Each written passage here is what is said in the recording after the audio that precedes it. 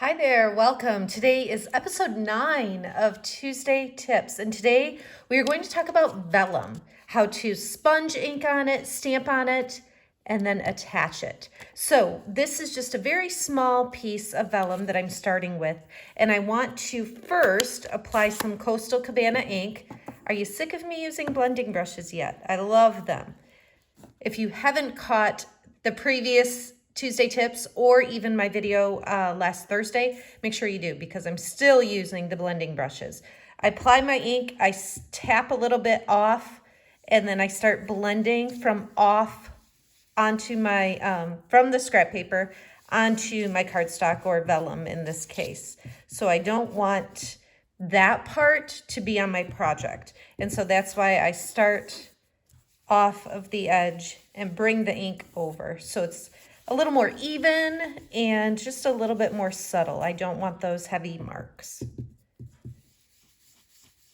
Okay, so it might be hard to see that there is actually ink on this, but I think when I set it on the white versus, let me just pull a new piece of vellum really quickly. You can definitely see the difference side by side. So that is just a basic way to apply ink to the vellum with the blending brush. Then I'm going to take a snowflake image and just randomly stamp some snowflakes right onto the vellum. With the vellum, because it's a little more of a maybe slippery surface, you're going to want to make sure that you go straight down and up. You don't want it to slide while it's on the vellum.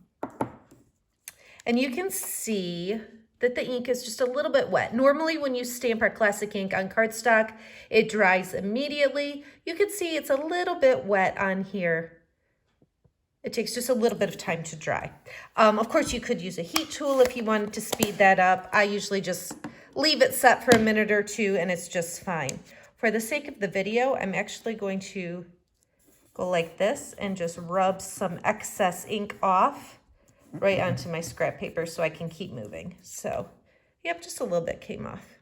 Okay, so what I want to do is attach this to the white cardstock to really make that pop. If I was putting this on Coastal Cabana cardstock, the same color, it wouldn't really stand out. But if I add that little bit of white cardstock behind it, it really makes it pop. So that's what I'm going to do. And I'm actually going to use my Stamp and Seal adhesive. Now, normally, it's a little bit tricky because, like I said, that surface of vellum is just different. Normally, I would never use adhesive on the back of vellum because it shows right through. But I have found that our Stamp and Seal, you can't see it, which is not what I was expecting at all. So when I put it on here and then rub it in, at least what I've done in my other cards, it blends right in. I don't see those adhesive lines. You certainly can use other types of adhesive, but I have found that the Stamp and Seal works okay for me. So this is what I wanted to show you, is just really quickly how you can sponge ink, stamp on vellum, and then even use the Stamp and Seal to attach it. I want to pull in a finished card that I did and tell you some of the details. Now you might recognize this frame from my videos last week.